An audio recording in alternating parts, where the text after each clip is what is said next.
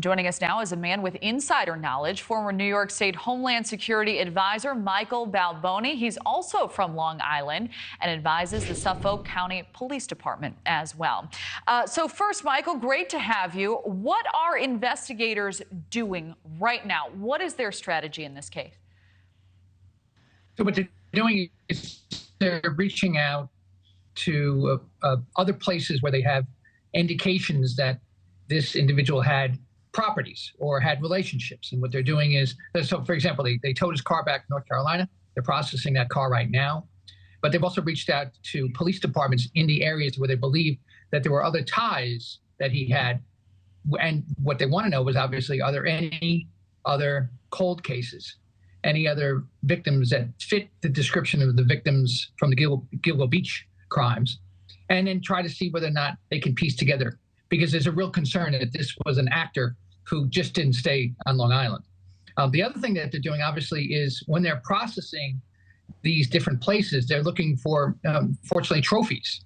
And many times, these types of individuals, these types of serial killers will try to maintain some indication, something, some remnant of the disease, of the crime. And it was something that we saw in a lot of other cases early on. And so that's what they're looking. But here's the other thing. People have asked, so why 13 years?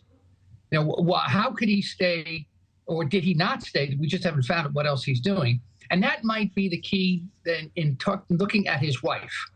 So she was there, and we know that she went on vacation, and coincided with some of the times when we believe that he picked up these women and committed these murders. Well, as the children got older, there's speculation that maybe that he wasn't left alone in the house, that maybe they stayed, either the kids stayed as they got older, or they traveled together, and therefore he didn't have the freedom that he once had, which then speculates whether or not he moved to other jurisdictions and just didn't stay within Long Island. Got it. All right, that makes a lot of sense.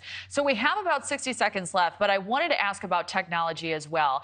This is a decades-old case, as you know. Forensic DNA analysis has certainly improved over the last several years.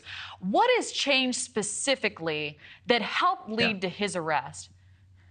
Originally, when the remnants were found at Gilgo Beach, there was real concern about the sun and the wind and the effect on the remnants. Well, now we have mitochondrial DNA, which actually enhances the ability to go deeper and they aren't as affected.